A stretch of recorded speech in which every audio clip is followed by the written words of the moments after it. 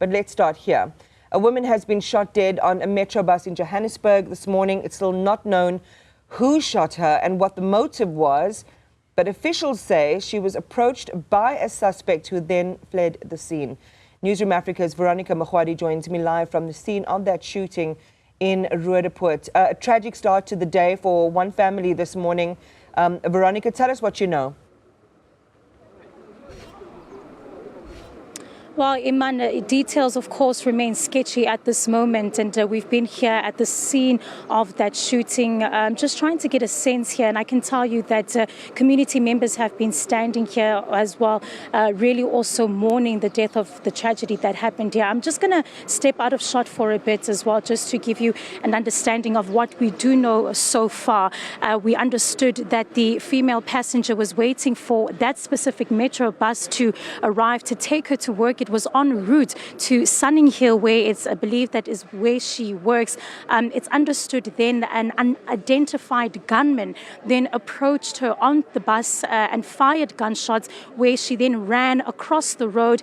And just to use it as a pinpoint, the vehicle that you see, that white Hilux, is essentially where she then fell. And the gunman then, of course, approached her and essentially killed her at that area. And you can see just behind there, just some of the residents. Among the people, in fact, that are standing there in that black jacket is the deceased's husband. We believe that it's understood she is around in her early 40s and staying not so far away just from this area at Vleurhof Extension 3.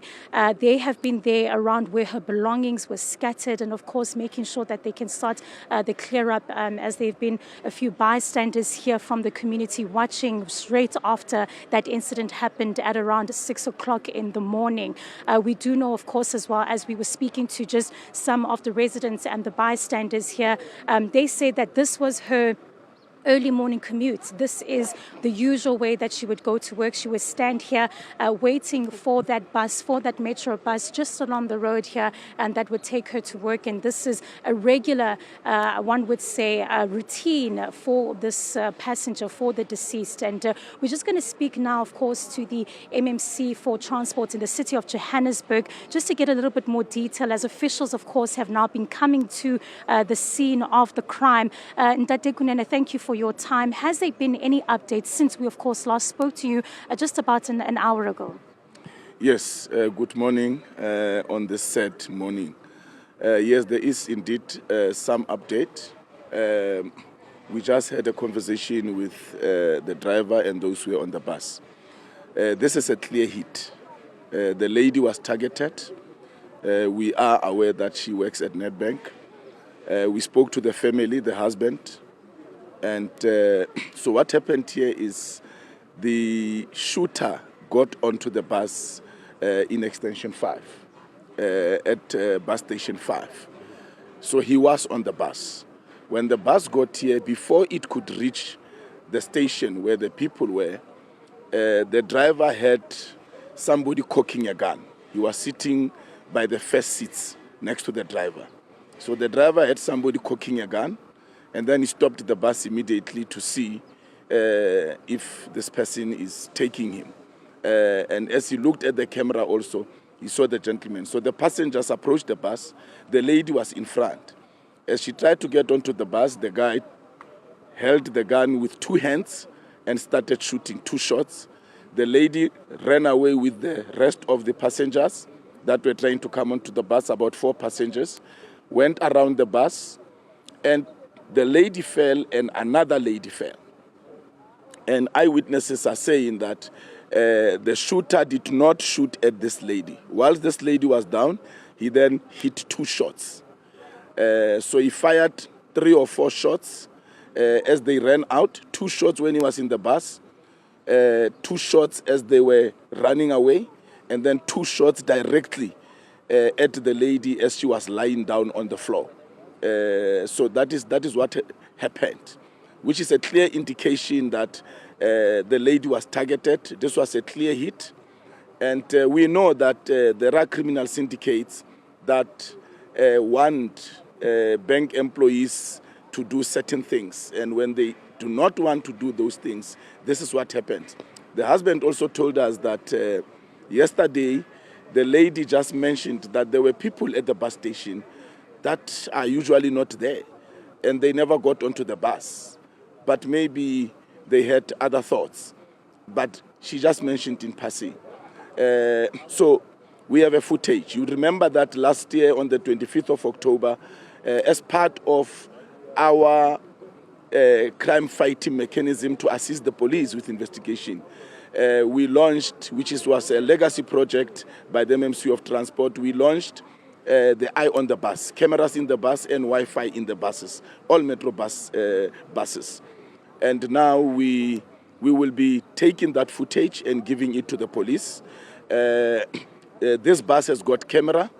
However, we are informed that the shooter had his face covered and he also had a hat.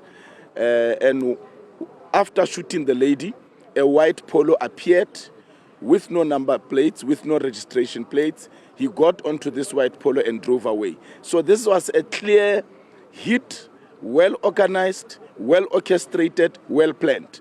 We also suspect that the shooter has been here on Monday and on Tuesday, yesterday, scouting the routine of the lady, what time she gets on the bus. So this was a clear, well orchestrated hit.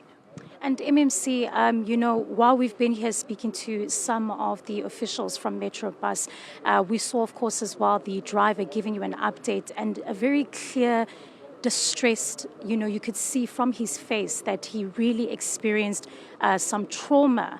Just in terms of speaking for the utility, where does Metrobus stand at this moment in regards to what has happened? And I hear you saying, of course, the efforts of putting cameras on the bus, but it must have been a very, very traumatic moment for the other passengers as well as the team. I'm here with the acting MD of Metrobus, Ntate Bongan Khadebe. I think he will respond to that administrative question. Thank you so much, Ntate. Just, of course, just to speak on, you know, what your employees have seen as well as your passengers, your customers. Yeah, it was very tragic, and he's very traumatized as well.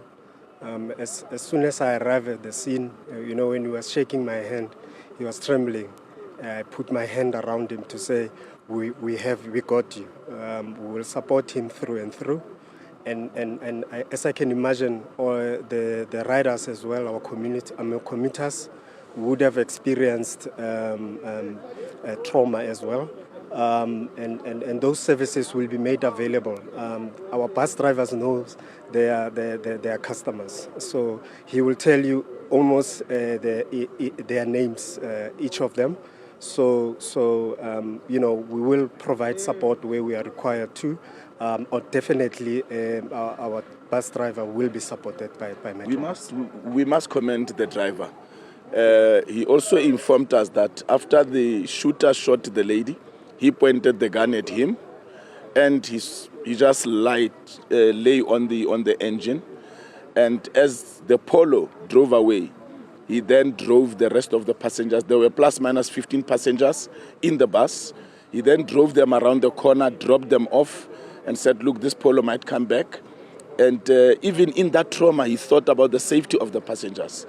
And he dropped them off. Then he came back here to the scene to park the bus and wait for the police and ourselves. So he saved lives. Thank you so much for that update.